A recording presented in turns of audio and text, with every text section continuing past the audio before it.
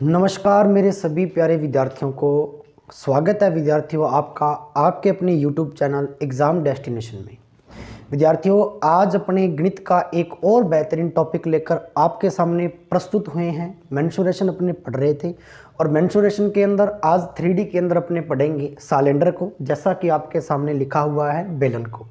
आओ विद्यार्थियों डिस्कस करते हैं बेलन के बारे में, कैसी आकृति होती है बेलन बेसिकली, प्रश्न कैसे कैसे एग्जामिनेशंस में बेलन से अपने आधारित पूछे जाते हैं और अपने जानेंगे कि बेलन के जितने भी फॉर्मूले हैं वो कैसे बनते हैं और किस प्रकार से अपने उनको याद रख पाते हैं।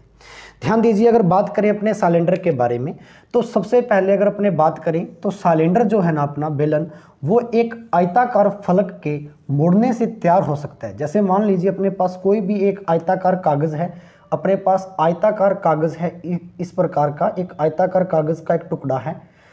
अगर अपने बात करें तो मैं अगर इसको मोड़ूं, इस प्रकार से फोल्ड करूं, यहाँ से उठाकर मैंने इस प्रकार से इसको फोल्ड कर दिया ऐसे करके, तो क्या आपके सामने कुछ इस प्रकार की आकृति नहीं बन जाएगी क्या? आप कहेंगे सर बिल्कुल, कुछ एग्जैक्टली इस प्रकार की आकृति आपके सामने निकल कर आएगी। अगर मैं इस वाले आयत की ये वाली भुजा अगर h से रिप्रेजेंट कर देता हूँ, ठीक है, लंबाई, और लंबाई को अगर मैं ऊंचाई लिख दूं तो कोई दिक्कत वाली बात नहीं है। तो क्या ये भी बेलन की ऊंचाई हो जाएगी क्या? आप कहेंगे सर बिल्कुल। अगर ये आपके सिलेंडर की जो ऊंचाई हो जाएगी और मैंने जैसे इसको मोड़ा तो ये h है वो इधर भी आएगा, यानी ऊंचाई है बेसिकली वो यहाँ भी मेंशन्ड होगी। बिल्कुल, यानी ऊंचाई के अंदर कोई अपने प्रभाव नहीं पड़ता, ऊंचाई इसकी एक जैसी रहेगी। अगर बात करें तो आपने इसको जैसे मोड़ा था यहाँ से, तो क्या इसने एक सर्कल बनाया था कि नीचे? ये देखो एक वृत्ताकार आकृति बना रहा है और यहाँ से अगर देखा जाए तो ये इसकी क्या होगी? रेडियस। और ऐसे ही ऊपर वाले पोर्शन की भी ये होगी क्या? रेडियस, क्योंकि वृत्त इसके अंदर कितने बन रहे हैं प्यारे बच्चों? 2 बन रहे हैं। बिल्कुल, ये बीच वाला जो इसका पोर्शन है ये भी इसकी हाइट को रिप्रेजेंट करेगा।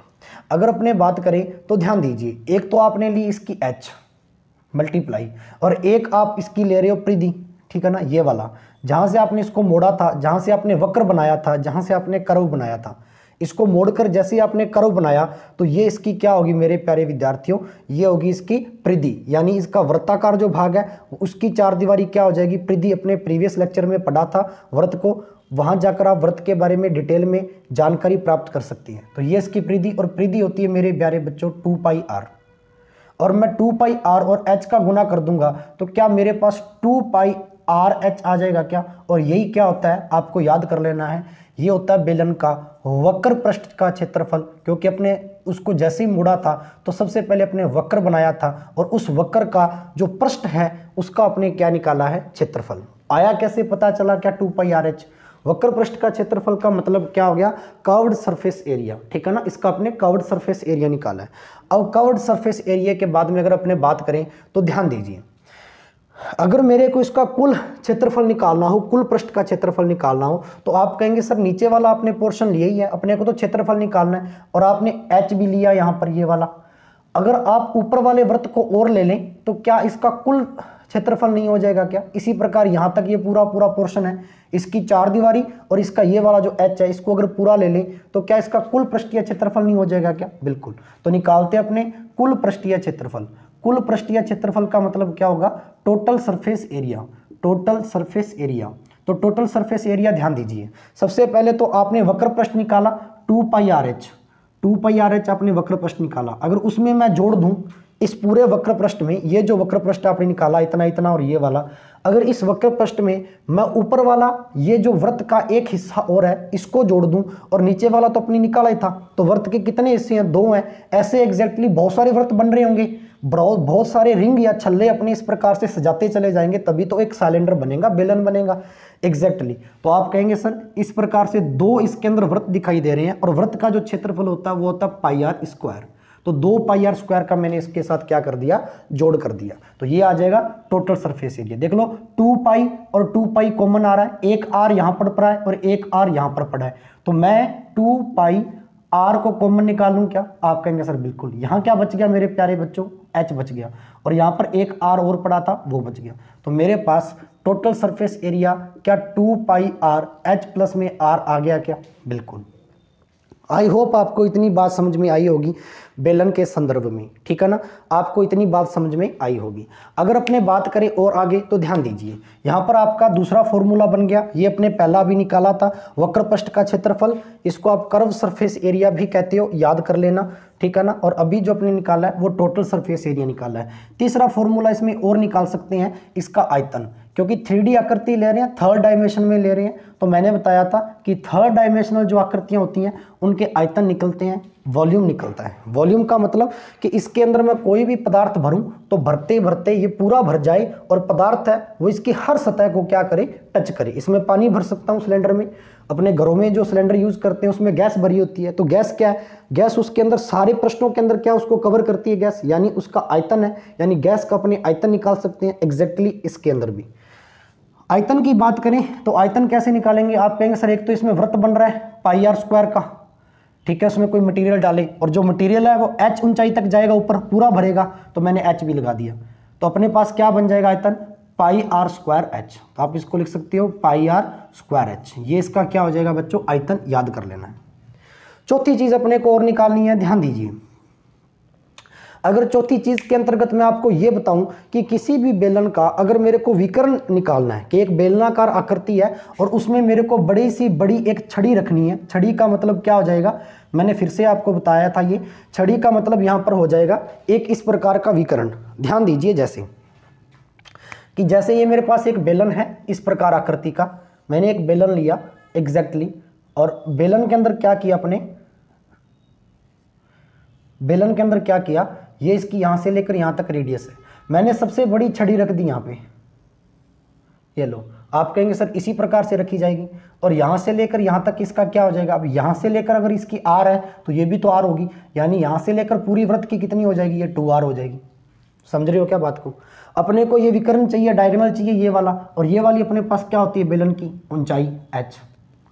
अब विकर्ण निकालने के लिए देख लो, बीच में एक राइट एंगल ट्राइंगल बन रहा है, एक समकोण बन रहा है, इस प्रकार का एक समकोण बन रहा है, इसको अलग से अपने निकाल के देखें यहाँ पर, तो इस प्रकार का एक समकोण बन रहा है जिसकी ये वाली भुजा है 2r व्यास इसका, ये वाली ऊंचाई है, और कर्ण अपने को निकालना है। तो कितना हो सकता है आपके आधार पर कर्ण, तो आपने पाइथागोरस थ्योरम पढ़ी है, कर्ण स्क्वायर बराबर में, यानी कि डायगोनल d की स्क्वायर बराबर में आधार स्क्वायर प्लस में लंब स्क्वायर, तो लंब का स्क्वायर h स्क्वायर है, आधार का मतलब 2r स्क्वायर, तो 2r की स्क्वायर कर दो। अगर अपने इसको देखें तो h स्क्वायर तो आपके पास पड़ा है, 2r की स्क्वायर करोगे तो 4r की स्क्वायर हो जाएगा, और यहाँ से अगर अपने स्क्वायर उठाएंगे d वाला तो इधर क्या लग जाएगा, रूट। तो ये आ गया आपका किसी भी बेलन का विकर्ण आ गया बच्चों, किसी भी बेलन का डायगोनल आ गया विकर्ण। आई होप आपको समझ में आया होगा। तो अगर अपने से एग्जामिनर पेपर में किसी भी बेलनाकार आकृति में खड़ी की गई सबसे लंबी से लंबी छड़ी की लंबाई पूछे तो समझ लेना विकर्ण पूछ रहा है, या सीधा विकर्ण पूछ ले तो भी अपने विकर्ण पूछ रहा है। हाइट का अपने मान देगा, यहाँ पर h का मान दिया होगा, त्रिज्या अपने दी होगी, यहाँ पर रख देंगे, हल करेंगे तो आपका विकर्ण आ जाएगा। अब इससे संबंधित 4 फॉर्मूले मैंने आपको बताए, इनसे संबंधित आपको अपनी पुस्तक में से प्रश्न करके देखने हैं। आई होप प्रश्न सारे के सारे हल हो जाएंगे आपकी, जैसे अपने हर एक चैप्टर में हल हो रही हैं, ठीक है ना। अगर बात करें अपने आगे तो ध्यान दीजिए, अपने बात करते हैं यहाँ तक, आई होप आपको समझ में आया होगा अच्छे से।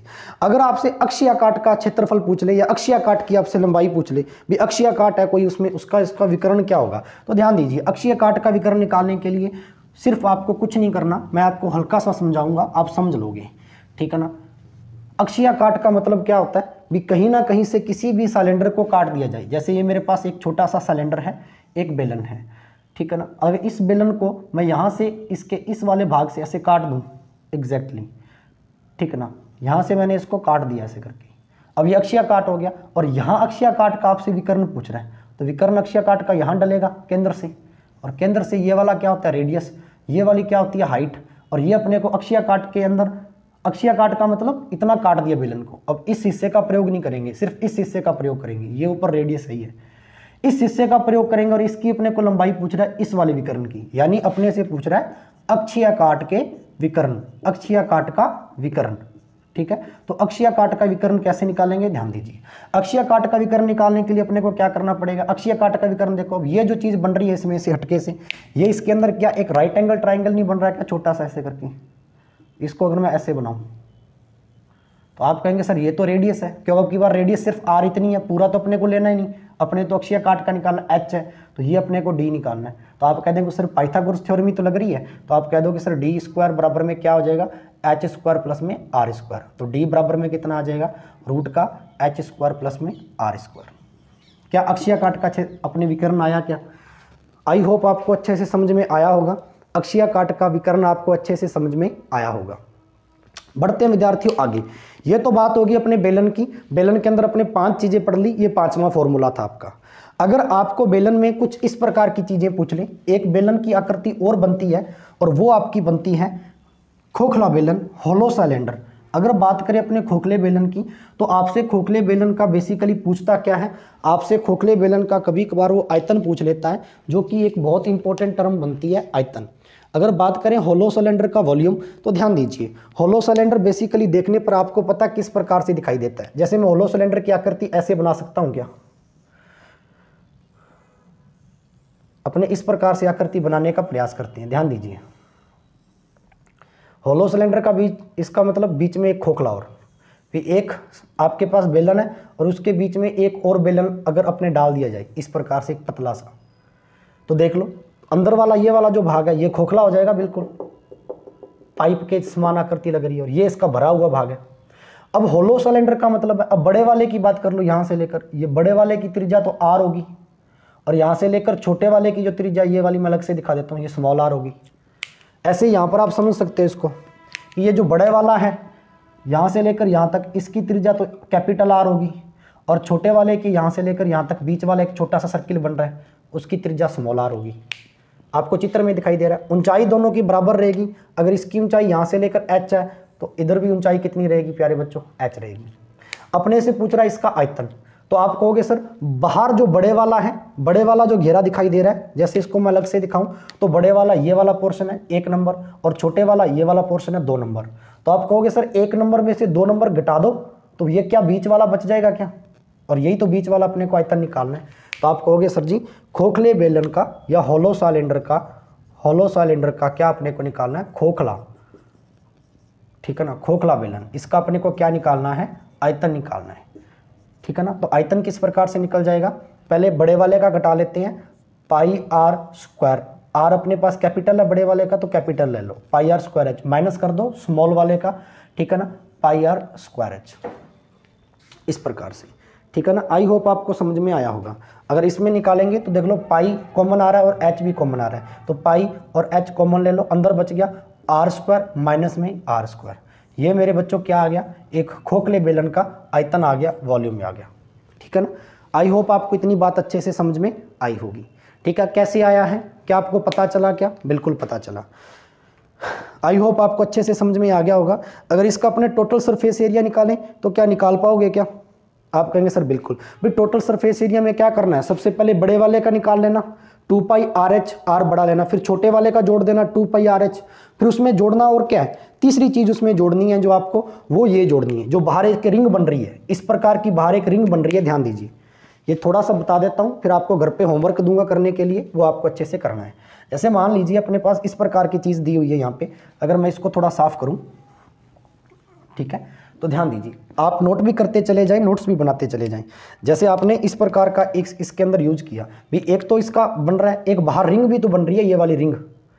अगर सिलेंडर को ऐसे देखें तो बाहर से क्या ऐसा दिखाई नहीं देगा क्या पाइप, ये वाली स्मॉल आर है और ये वाला अपने पास बड़ा आर है, तो ये रिंग भी तो दिखाई दे रही है, ये वाली रिंग, ये वाला, ये तो रिंग भी तो दिखाई दे रही है। आप कहेंगे सर बिल्कुल दिखाई दे रही है, तो इस रिंग का भी जोड़ना पड़ेगा, और रिंग का निकालने के लिए आपको क्या करना पड़ेगा, अगर आपको बाहर वाली रिंग घटा दें, बाहर वाली रिंग का मतलब क्या हो गया भाई, बाहर वाला उसका जो पाई आर स्क्वायर है उसको निकाल दूं मैं, बाहर वाला पाई आर स्क्वायर क्या है, पाई कैपिटल आर की स्क्वायर, कैपिटल आर है ये देख लो इसका, उसमें से मैं बीच वाला छोटा सर्किल ये वाला घटा दूं जो मैंने ब्लैक किया अभी, पाई आर स्क्वायर, तो रिंग का आ जाएगा क्या, क्षेत्रफल, पाई कॉमन ले लो, आर की स्क्वायर माइनस आर की स्क्वायर, तो ये आ गया रिंग का क्षेत्रफल।